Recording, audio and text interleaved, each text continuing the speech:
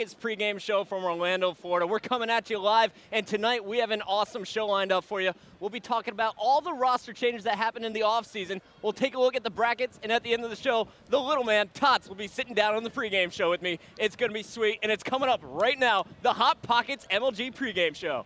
Welcome back to the pregame show. It's my first time being here, though, man. It's crazy. Just gotta have fun. It's all about having fun. Fans are everything. That's my personal statement. You can trademark it or whatever. We're gonna watch good people play. You ready for this? All right. I don't think the world's ready for this. What are you doing here? What's up, guys? I'm your host, Chris Puckett, and joining me tonight, my MLG experts, you know him, Scott Lassier, better known as Gandhi, 2006 national champion, and of course, my stats expert, the man, D-Mac. How you guys feeling? Feeling awesome, Chris. The weather's awesome. The little layover, the 3-month layover was good. It's good to be back. I'm excited. Every season, a fresh start is always good. We see how teams have evolved over the last season and all the off-season changes. It's exciting. You know, in this city just a few months ago, we crowned, believe the hype, the 2009 national champions. No one expected it. It was crazy. But coming into this event, believe the hype, they're not the same team, and neither are the other top 10 teams competing here. All of our top 10 teams have made roster changes. And guys, let's get it started. Let's help our audience find out who's playing with who this event. Let's check out our 10th-seeded Darkest Hour. Kick us off, Scott. Now, with Darkest Hour, this team, you see the reunion of Ant and Legend. Now, this team has chemistry, or these two have chemistry. They are going to be the backbone of this team. They took second at the first ever Halo 3 championship, and that's going to really help mold this team together. And then you have Captain Anarchy. He's been to 4 national championships. He's placed top 3 in 3 of them. He knows how to win. He's capable of bringing this team to victory. It's just whether or not he can do it. And, you know, I'm kind of liking this new Darkest Hour. Looking kind of solid. Captain Anarchy looking to pull some surprises on the Friday Night Kickoff. D-Mac, another team we're going to be seeing on the Friday Night Kickoff tonight, Heaven and Earth. They just added a lot of firepower. Yeah, they added tons of firepower. What you look at what Heaven and Earth did in the offseason, they lose Captain Anarchy and Perplexity, but then they add Nated and Clutch. Nated is an absolute monster. When you look at what Nated does, he is a game changer. That's what you get with Nated. And then on the other side, you get Clutch, a national champion. What he did in Orlando, he's upset many teams. He jumps on a number 9 seed, and that's exactly what you're going to need. You're going to need people that are able to upset other big teams, and that's what Nated and Clutch bring to you. And we're definitely excited to be seeing the national champion, you know, Clutch, playing with Nated. He said he was the one player that he really wanted to team with in the offseason. He got his wish.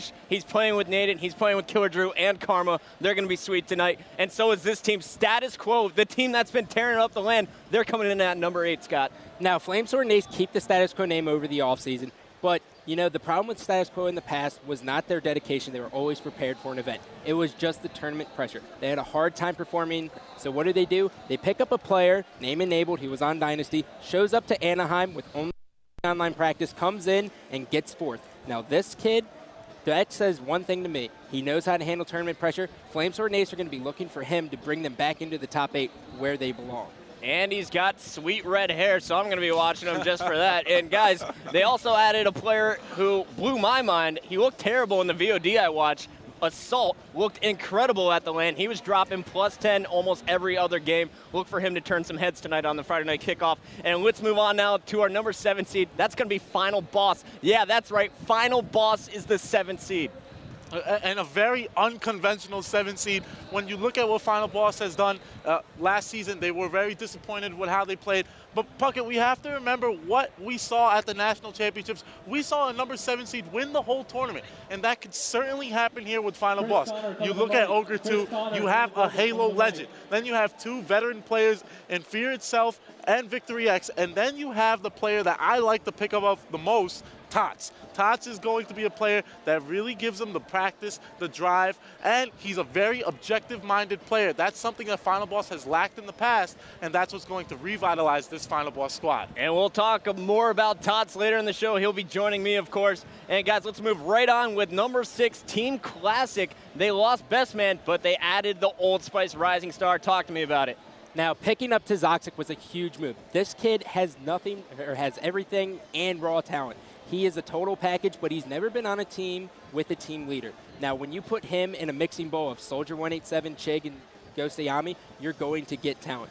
Ghost Ayami has the ability to mold players into superstars. I've teamed with the guy. I've won a national championship. I know what he brings to the table, and he is going to take Tazoxic from individually skilled to a superstar, and you're not going to see Tazoxic leave that spotlight.